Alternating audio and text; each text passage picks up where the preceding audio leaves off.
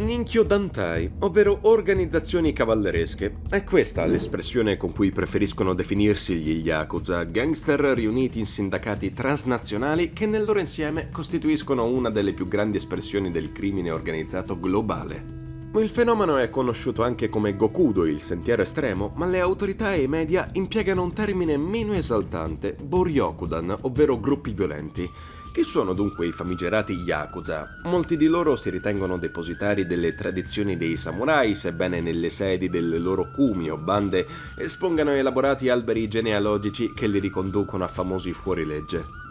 È corretto allora paragonarli alle mafie o c'è dell'altro? Per comprenderlo bisogna volgere uno sguardo alla storia e alle tradizioni giapponesi. Durante il periodo Sengoku emerse la figura del daimyo, il proprietario terriero indipendente che manteneva una certa vicinanza con la popolazione, rafforzando il legame tra governante e sudditi.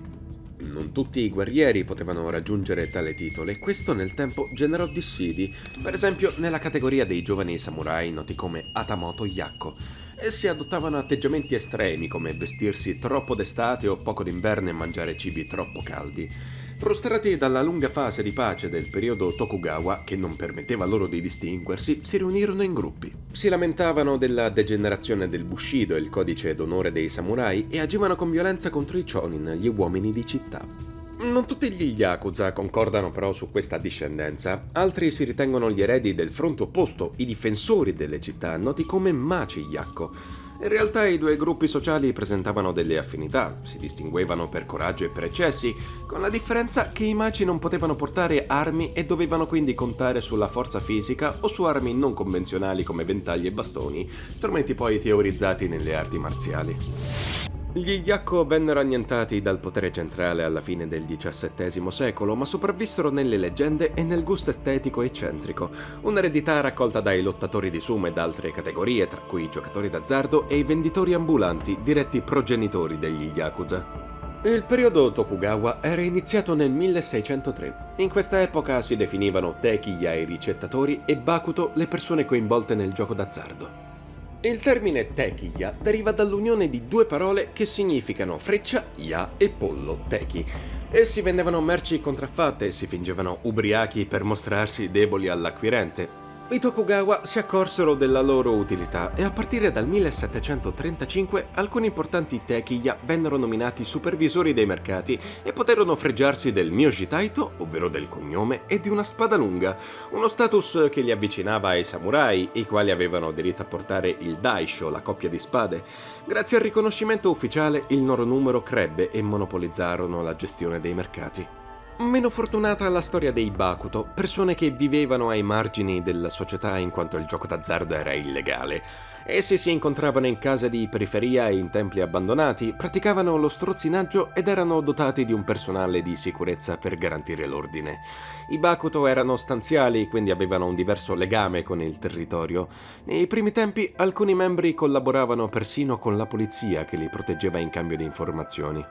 Il termine Yakuza deriva dal loro gergo e risale alla metà dell'Ottocento, per quanto esso designò le organizzazioni criminali soltanto nel Novecento. La parola è collegata a un gioco di carte chiamato Oichokabu, il cui obiettivo è pescare 3 carte la cui somma porta a un punteggio di 9. Nelle dinamiche del gioco la mano peggiore è 20 e può essere ottenuta con le carte 8, 9 e 3 che si pronunciano appunto Yakuza. Per estensione il termine rimanda al concetto di inutilità, contribuendo a quell'immagine romanticizzata dello Yakuza come Robin Hood che lotta contro un potere più forte di lui. In maniera speculare indica un'azione avventata e coraggiosa e per questo le autorità preferiscono utilizzare il più generico termine Boryokudan.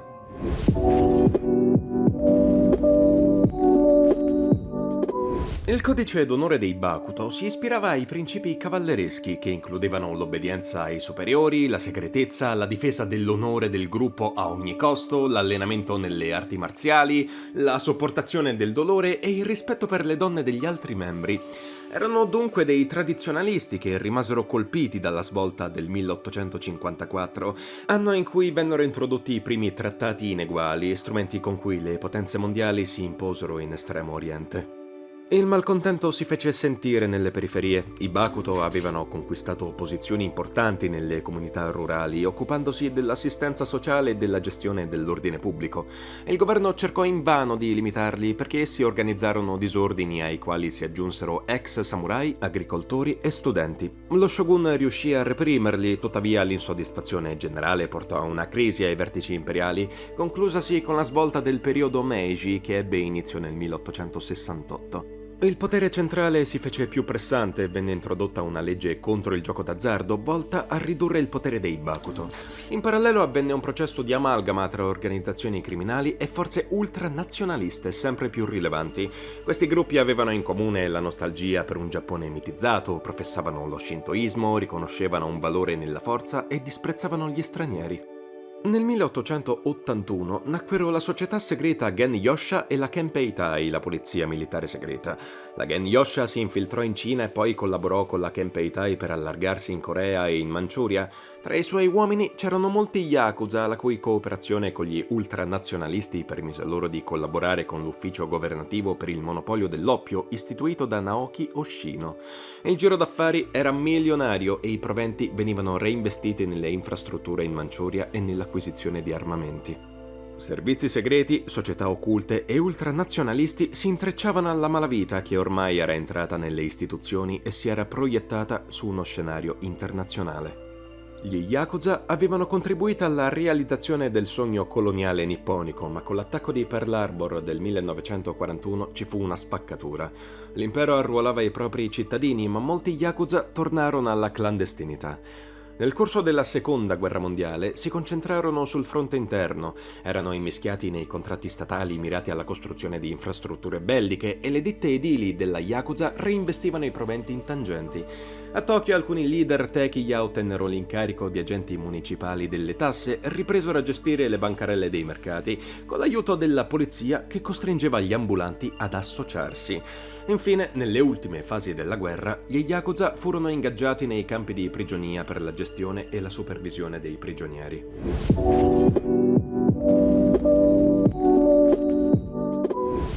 Nel secondo dopoguerra, il sistema criminale cominciò a strutturarsi nella moderna Yakuza. La malavita gestiva la borsa nera, vantandosi di aver soccorso i giapponesi ormai abbandonati a loro stessi dal governo. In parallelo, chiedevano il pizzo e rivendevano a prezzi proibitivi i beni donati dagli Stati Uniti. Proprio la presenza statunitense spinse gli Yakuza a sviluppare il mercato della prostituzione. I bordelli divennero ambienti d'affari per la gestione degli appalti relativi alla ricostruzione che finirono spesso in mano a ditte di demolizione Yakuza.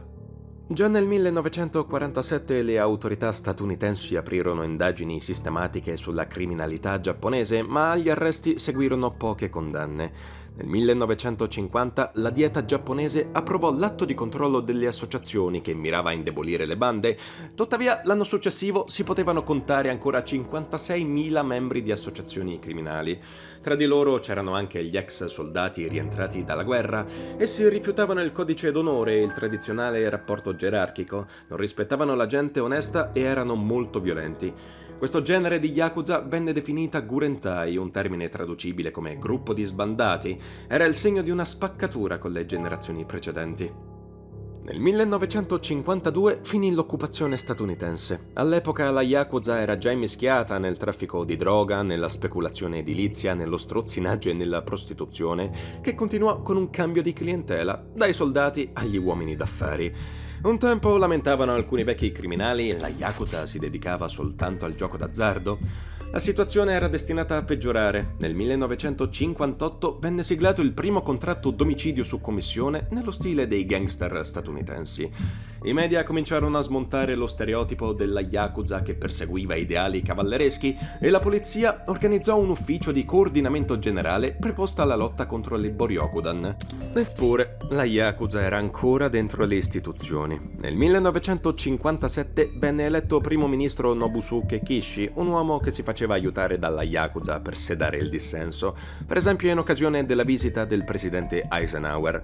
In quell'occasione il leader Yoshio Kodama affiancò alla polizia un servizio d'ordine che raccoglieva tra le 30 e le 40.000 persone armate con bastoni di legno.